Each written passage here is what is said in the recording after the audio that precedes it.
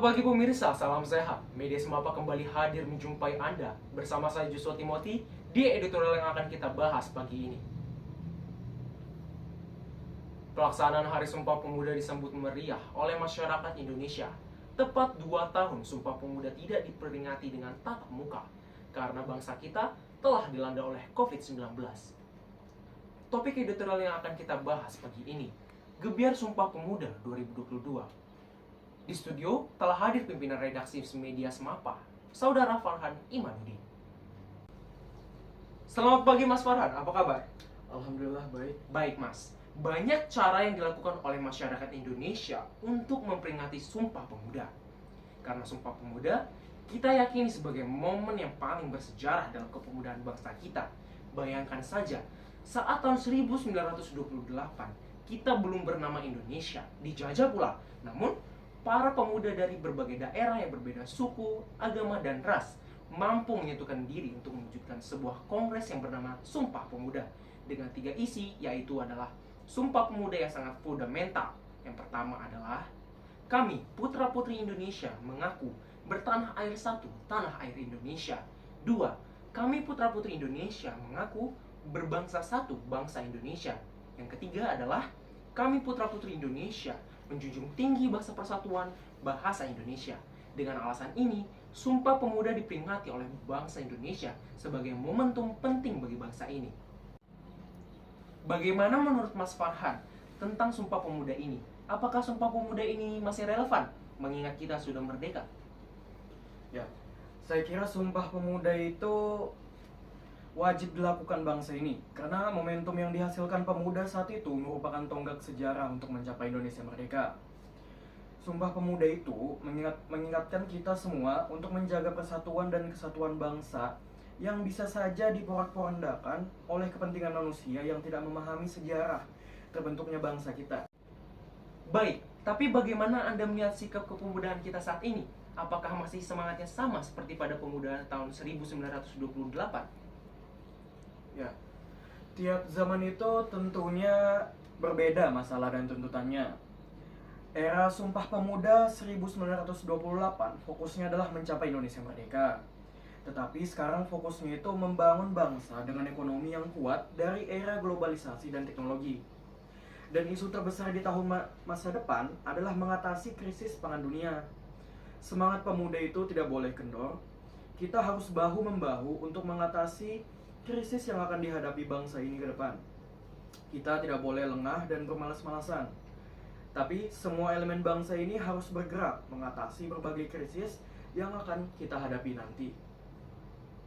Nah, kita perlu waspada dan bekerja keras antara pemerintah dan rakyat untuk mengatasi krisis yang dialami dunia. Kita perlu mengimplementasikan semangat Sumpah Pemuda untuk mengatasi berbagai masalah dalam negeri ini. Baik Mas Farhan, terima kasih sudah hadir di studio. Tetap sehat dan selamat beraktivitas kembali. Pemirsa, ini adalah tema editorial kita hari ini, Gebiar memperingati Sumpah Pemuda. Gebiar Sumpah Pemuda dilaksanakan oleh berbagai elemen masyarakat, baik akademisi pendidikan, kantor-kantor pemerintah, bahkan elemen kepemudaan di seluruh Indonesia. Sumpah Pemuda janganlah kiranya diperingati hanya seremonial saja, tetapi bagaimana generasi muda memaknai perjuangan para pemuda dahulu untuk bersatu mencapai tujuan, yaitu Indonesia Merdeka. Tema Sumpah Pemuda kali ini adalah bersatu membangun bangsa, bertolak dari perjuangan para pemuda zaman dahulu yang dipelopori oleh seluruh pemuda Nusantara, Yong Java, Yong Batak, Yong Celebes, Yong Sumatera, Yong Ambon, dan lain-lain, bersatu meninggalkan ego untuk membangun visi mereka. Bukan menjadi perpecahan atau melemahkan persatuan. Sumpah Pemuda menjadi tonggak menuju kemerdekaan. Peran pemuda telah mengantarkan bangsa untuk mencapai proklamasi kemerdekaan Indonesia. Peran pemuda telah tercatat dengan tinta emas sepanjang masa. Pergerakan pemuda ini seharusnya menjadi teladan bagi generasi bangsa kita untuk mempersatukan bangsa ini, karena selalu ada ancaman-ancaman terhadap kesatuan Indonesia. Namun, bagaimana dengan pemuda saat ini? Masih adakah yang berjiwa seperti pemuda di era Sumpah Pemuda atau di era tumbangnya Orde Baru? Mungkin masih ada. Namun, sungguh berbeda dengan semangat dan atmosfer aktivis zaman dahulu.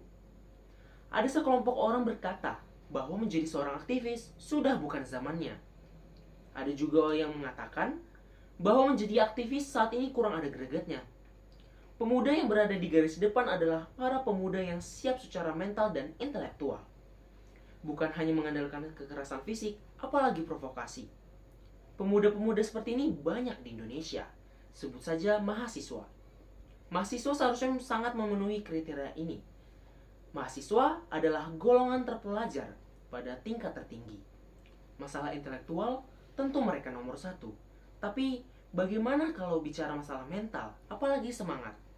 Tak dapat dipungkiri, niat dan pikiran yang murni mahasiswa untuk mengontrol ketimpangan yang terjadi di negeri kita bisa saja ditunggangi oleh kelompok-kelompok elit politik untuk mencapai tujuannya. Demonstrasi yang dilakukan mahasiswa seringkali berujung ricuh, emosional, merusak fasilitas umum dan pemerintah. Menyampaikan aspirasi itu boleh, tapi jangan anarkis, sebab kita semualah yang rugi. Jangan sampai kita diadu domba dan dibenturkan pada perpecahan. Berhentilah pengekor, tapi jadilah pelopor. Demikian editorial pada hari ini. Saya Joshua Timothy, pamit undur diri. Sampai jumpa.